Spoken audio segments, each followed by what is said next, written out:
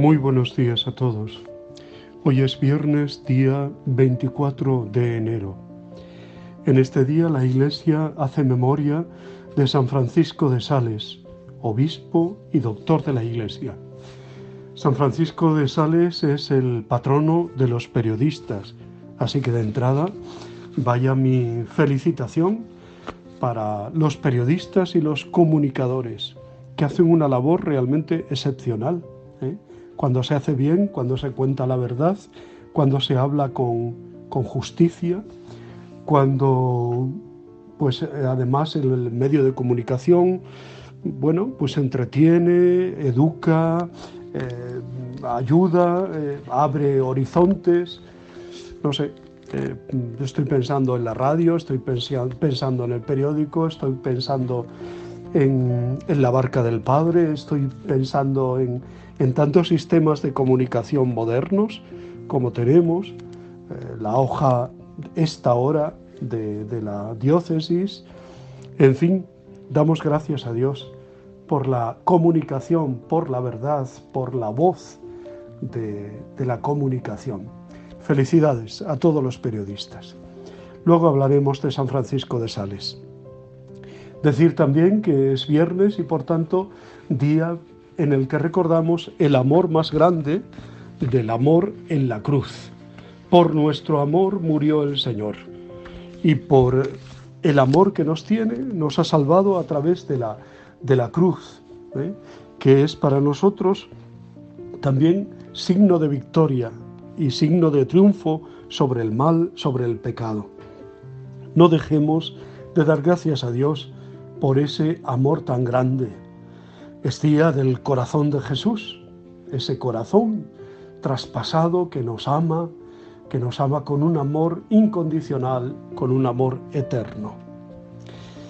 El texto del Evangelio es Marcos 3, del 13 al 19. Marcos nos cuenta la elección de los 12 apóstoles. Hasta aquí eran 5 solo los elegidos: Simón y Andrés, 2 hermanos, Santiago y Juan, otros 2 hermanos, y Leví o Mateo. En este punto Marcos nos narra la institución solemne de los 12. Lo primero que nos dice es que Jesús subió a un monte. Es el lugar de las grandes decisiones, el lugar que se acerca al cielo, ¿no? Un lugar solitario, propicio para la oración. Un lugar también de amplios horizontes, desde donde se ve a lo lejos. Contemplo a Jesús subiendo por el sendero que conduce a la cumbre. Es una alusión a Moisés subiendo al Sinaí para dar al pueblo de Dios las leyes que le constituyen como tal. Jesús es el nuevo maestro, el nuevo pedagogo. Llamó a los que él quiso y vinieron con él. La primera característica de esta vocación es, por tanto, la voluntad soberana de Dios. Llamó a los que él quiso. ¿Por qué? No lo sé. Por lo menos en mi caso no lo sé. A los que él quiso. Eres tú, Señor, quien toma la iniciativa. Señor, ¿estoy donde tú quieres? No me habéis elegido vosotros a mí, soy yo quien os he elegido y os he destinado para que vayáis y deis fruto. La iniciativa siempre de Dios. La segunda característica es la proximidad con Jesús, para que estuvieran con Él, para que vivieran con Él. Vivir en la intimidad de Jesús, pertenecer a su grupo, reflexionar, rezar, trabajar con Jesús, verle cómo hace, cómo dice, cómo actúa.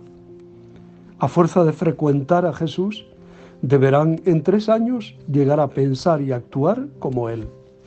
Cuando Jesús habrá desaparecido visiblemente, ellos tendrán que representarle, hacerle presente. Señor, ¿vivo yo suficientemente junto a ti? ¿O simplemente estoy aquí y mi mente y vivo junto a ti? ¿Te dedico horas a esa intimidad, a la cercanía, a la oración, a llenarme de ti para darte? Designó a 12, instituyó pues a los 12. La palabra se repite en el intervalo de 2 líneas. ¿Es una torpeza de la redacción de Marcos? Yo creo que no. ¿Es una insistencia? Para Marcos, Jesús no ha llamado simplemente a los 12. Los ha establecido, los instituyó, los ha hecho, los ha instituido. Al escoger este número simbólico de 12, Jesús tiene una intención muy precisa. Funda el nuevo pueblo de Dios, el nuevo Israel, que estaba constituido por 12 tribus, ¿no? Estableciendo los 12 patriarcas a las que conferirá la responsabilidad de este pueblo. ¿Cuál es mi actitud profunda hacia la Iglesia institucional? Cristo ha confiado inmensas iniciativas a su Iglesia, pero hay algo que Él mismo ha fijado, y es la estructura jerárquica de la Iglesia, signo expresivo de la iniciativa divina. La humanidad no se otorga la salvación a sí misma, la recibe de Dios, y los ministros de esta salvación son el signo de que esta salvación viene de Dios, es otorgada por Dios. Y termina diciendo, para que le acompañaran y para enviarlos a predicar con poder de expulsar a los demonios. Es la reanudación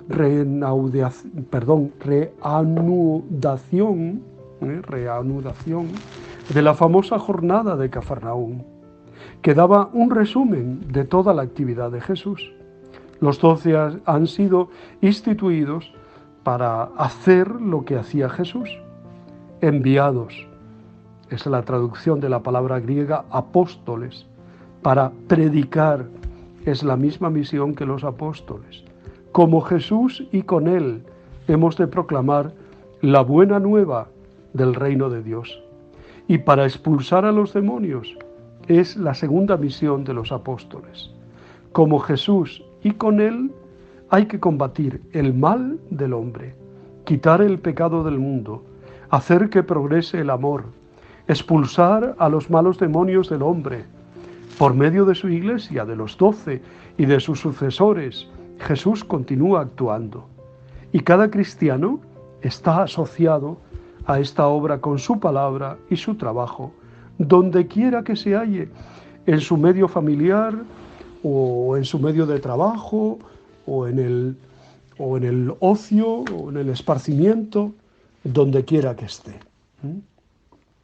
Como los 12 que se fueron con él y luego los envió a predicar, también nosotros, cuando celebramos la Eucaristía, estamos con él y al final de la misa, cuando se nos dice podéis ir en paz, en realidad nos están diciendo sois enviados para testimoniar con vuestra vida la buena noticia que acabamos de celebrar y de comulgar. La Eucaristía se prolonga en la vida. Decía que hoy es el día de San Francisco de Sales, obispo y doctor de la Iglesia.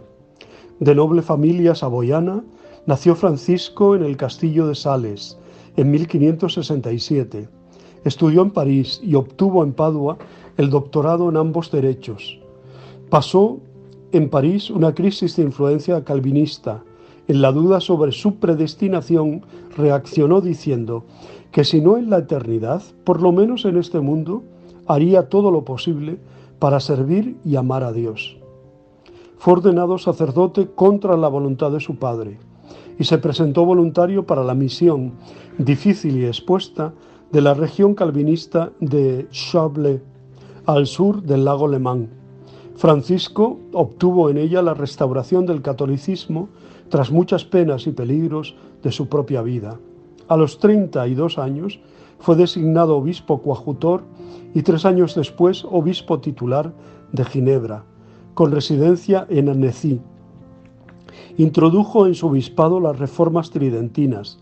En sus diversas estancias en París se relacionó con Arnauld, del grupo jansenista incipiente, sentía veneración por el obispo de Ginebra.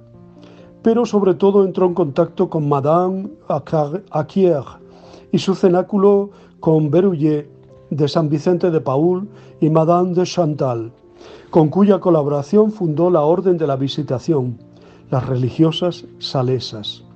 Rechazó la coadjutoría de París.